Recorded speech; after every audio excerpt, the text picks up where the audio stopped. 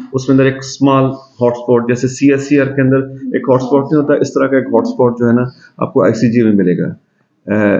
ये slightly uncommon है। Common जो उसमें है वो प्लैक है। Plaque will give you the full extent of CNV। और एक ज़माने में जब हम किसी पेशेंट को PDT किया करते थे, तो हम ये लाज़मी ICG किया करते थे, क्योंकि प्लैक से हमें हमें उस CNV के 500 माइक्रोन सराउंडिंग हमें एरिया लेना होता था।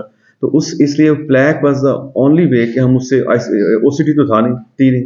तो उसकी वजह से हम प्लैक को हम करते थे। जो प्लैक है, और इसके बाद तीसरा है कॉम्बो।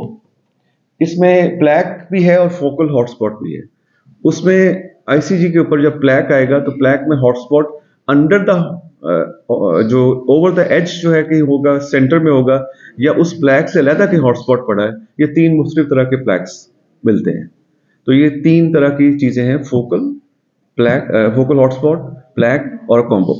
और कॉम्बो की फिर आगे तीन वैरायटीज। ये ICG बेस्ड क्लासिफिकेशन है। OCT कैसे क्लासिफाई करती है? presence of the subretinal fluid, या सब RP हो सकते हैं। OCT is more an anatomical classification. It will give you, जो आपने anatomical आपने बताई, उसमें भी जो सेकंड है वो बिल्कुल अमेरिकन एकेडमी के वर्ड ही आपने बताए हैं। जो टाइप 2 को उसने लिखा है कि originates between the RPE and subsensory space, वो मेरा अपना ख्याल है कि गलत लिखा गया है वहाँ पे। आई डोंट एग्री, इसलिए कि वो स्टिल जो वो है कोरियो कैपिलरी से ही निकलती है। ओनली टाइप 3 जिसको RAP कहते हैं, रेटिनो एंजियोपैथी, वो है जो कि सेंसरी रेटिना से ही RPs वैसा आ रही हैं और वो नीचे को जा रही हैं। अदरवाइज जो फर्स्ट टू हैं they originate from the chorio capillaries.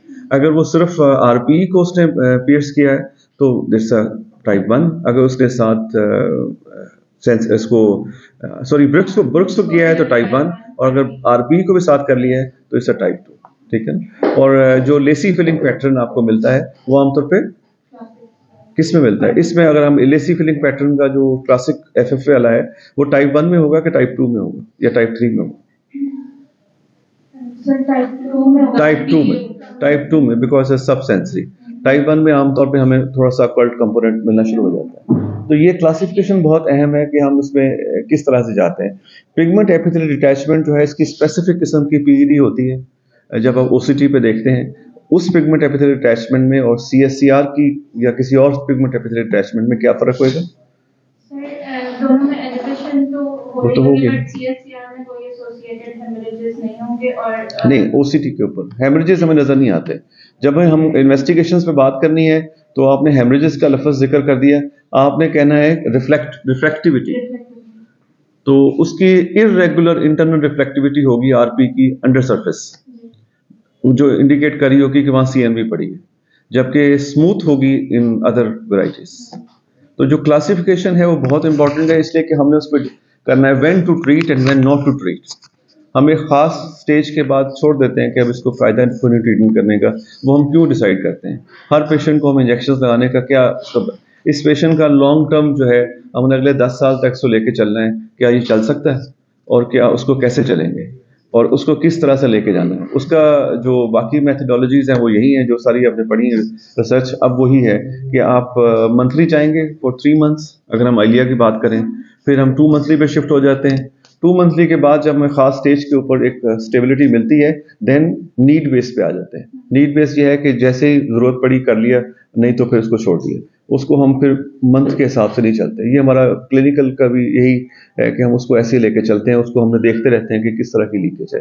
और अगेन रिपीटेड OCTs का बहुत फायदा है। लेकिन एक FFA और ICG मेरा ख्याल अभी भी एग्जाम में तो आ ही जाते हैं।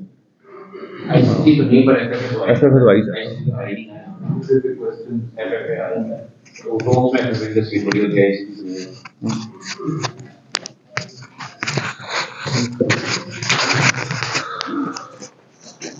ओके, सो जो अमेरिकन अकेडमी ने इसको टर्मिनोलॉजी यूज किया है ना, वो जैसा कहा है सुहेल साहब ने, मैकुलर न्यूवैस्कुलराइजेशन। पहले हम जो पढ़ते रहे हैं दैट वाज कोराइडल न्यूवैस्कुलराइजेशन, CNV।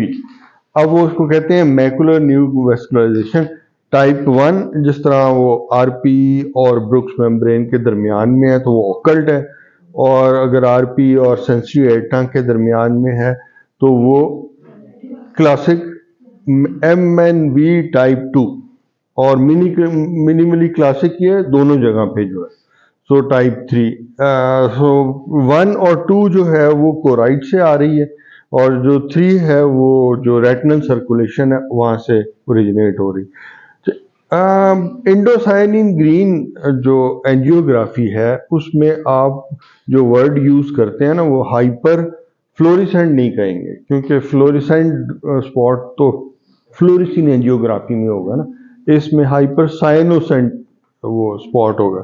सो इसकी टर्मिनोलॉजी थोड़ी सी देख लें तो जो मेन पॉइंट तो सोहेल साहब ने बता दिया कि जितनी एक्टिव लीकेज होगी उतनी हमें ट्रीटमेंट की रिक्वायरमेंट, जितना फाइब्रस टिश्यू उतनी ट्रीटमेंट की रिक्वायरमेंट नहीं है। सो हमने बेसिकली देखना है लीकेज। सो ये जो टाइप 1 है इसमें पिगमेंट एपिथेलियल डिटैचमेंट है, इसका कोई और नाम भी है जिसमें पोलिप बने होते हैं? पोलिपॉइडल कोराइडल वेस्कुलोपैथी। ये कहाँ पे ज्यादा है, किस एरिया में? इसकी कोई जियोग्राफिक डिस्ट्रीब्यूशन है?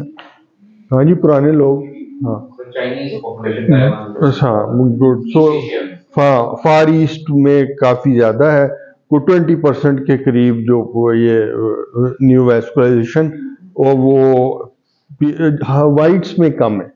सो उनकी इतनी ज़्यादा स्टडीज़ नहीं है जितनी है कि ये फार ईस्ट वालों की है। तो क्या इसे कहेंगे पोलिपॉइडल कोराइडल वेस्कुलोपैथी, पीसीवी। और जो टाइप 3 MNV आपने बताई थी मैकुलर न्यूवेस्कुलाइजेशन, उसको क्या कहते थे पहले? रेटिनाइटिस, रेटिनल एंजियोमेटोसिस प्रोलिफरेंस, सो RAP। सो ये टर्मिनोलॉजी जो है ना वो साथ आपने याद रखनी है। सो बेसिकली फ्लोरिसिन एंजियोग्राफी का रोल ये था कि ये लीकेज शो करती थी, जो फ्लोरिसेंस है वो इंक्रीज कर रही है, हमें पता चल जाता था कि जी लीकेज हो रही है, ठीक है। लेकिन वो इसके साइड इफेक्ट इतने हैं, सिंकपी हो गई तो एनाफाइलेक्टिक शॉक, इन्वेसिव इन्वेस्टिगेशंस है। तो OCT पे हमें इनडायरेक्टली पता चलता है बिकॉज ऑफ इंक्रीज थिकनेस, मतलब फ्लूइड आ गया जब भी थिकनेस ज़्यादा होगी। हमें लीकेज कंफर्म नहीं कर सकते OCT पे।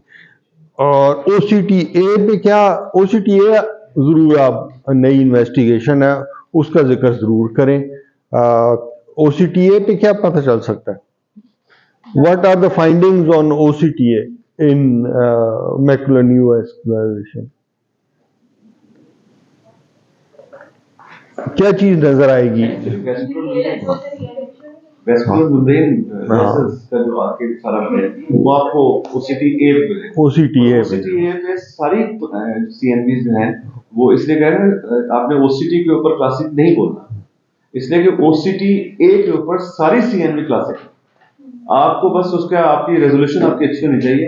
आप ओकल्ट जो आप कह रही हैं फाइब्रस कंपोनेंट के नीचे आप जाके देखेंगे, और ऐसा कई दफा मेरे साथ हुआ है कि बिल्कुल नजर ही कुछ नहीं आ रहा, आपने एनजीओ को मैं वहां लेके गया हूँ तो चला वहां पे पूरा पड़ा हुआ है बैंड में पैसेज।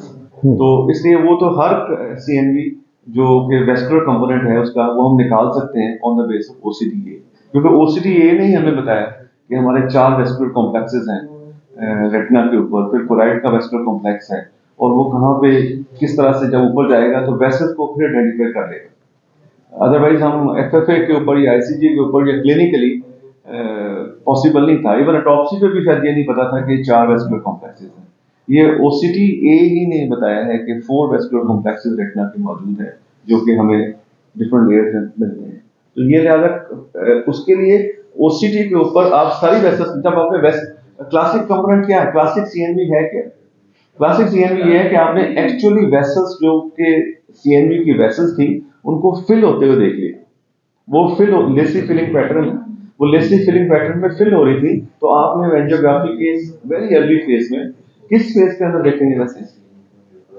सर अर्ली में आता है और फिर वीनस फेज तो बहुत लेट है। सर अर्ली में ही फिलिंग मेरे पास पैटर्न है OCT एविडेंस हुआ है, मुझे किसी ने वाली OCT का रखा हुआ है। कोराइडल और AB फेज, जैसे ही कोराइडल फेज गुजर गई, AB फेज गुजर गई, उसके बाद आपको लेसी फिलिंग पैटर्न नहीं करेगा, देन इट्स फिल्ड। तो आपको जो फिलिंग हो रही है वेसल्स की वो आपने देख ली तो क्लासिक है। तो ओसीटी एक के ऊपर तो आप सारी देख सकते हैं, आपको नजर आ रही है, फीलिंग नहीं नजर आ रही लेकिन हमें नजर तो आ रही है, तो लिहाजा उसके अंदर उसका कोई कंपैरिजन नहीं है। बिल्कुल। सो सुपरफिशियल रेटिनल प्लेक्सस है, डीप रेटिनल प्लेक्सस है, तो अगर अर्ली वेस्कुलराइजेशन है जो सिर्फ कोराइड को इन्वॉल्व कर रही है, तो जैसा सुहेल साहब ने कहा वो कोराइडल वेस्कुलराइजेशन में आपको न्यू वेसल नजर आएंगी, बाकी लेयर्स में नहीं है। सो बल्कि एक इसमें ओसीटीए में कलर कोडेड स्कीम भी होती है, तो आपको पता चल जाता है कि अब जो वेस्कुलराइजेशन है वो इस लेयर को इन्वॉल्व कर रही है। सो ओसीटीए आप जरूर मेंशन करें। बाकी ये जो एंटी वेजेस देने के तरीके हैं वो क्या क्या है, अभी कन्वेंशनल 3 है। सो एक में आप मंथली इंजेक्शन देते रहते हैं, दूसरे में second is called treat and extend, and third is called pro re nata, PRN। PRN में यह है कि व्हेन यू रिक्वायर उस वक्त आप इंजेक्शन। सो ये 3 तरीके क्यों हैं ये करने के, मतलब क्या रिक्वायरमेंट थी कि ये दूसरे तरीके निकाल, मंथली इंजेक्शन लगाते जाए, हर महीने इंजेक्शन लगाते रहे तो वो कंट्रोल।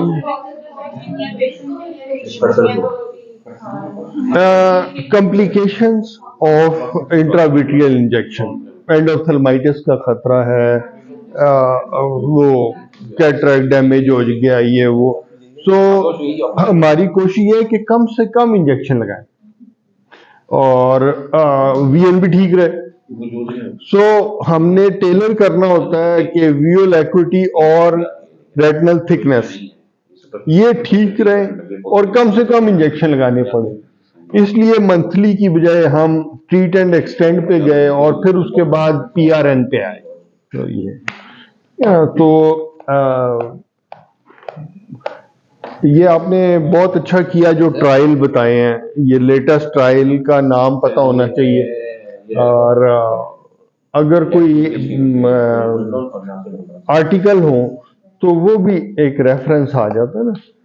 जब आप कहते हैं ना ये आर्टिकल नीचे लिखा होता है 2021 या 22, तो अगले बंदे तो ऐसे खामोश हो जाते हैं, यार ये तो 22 का आर्टिकल पढ़ के आया, मैं इससे क्या बात करूं। ठीक है, तो कोई इस तरह का रेफरेंस जरूर दें कि जिसमें आप लेटेस्ट रिव्यू ऑफ लिटरेचर किया हो। बिलाल। हाँ।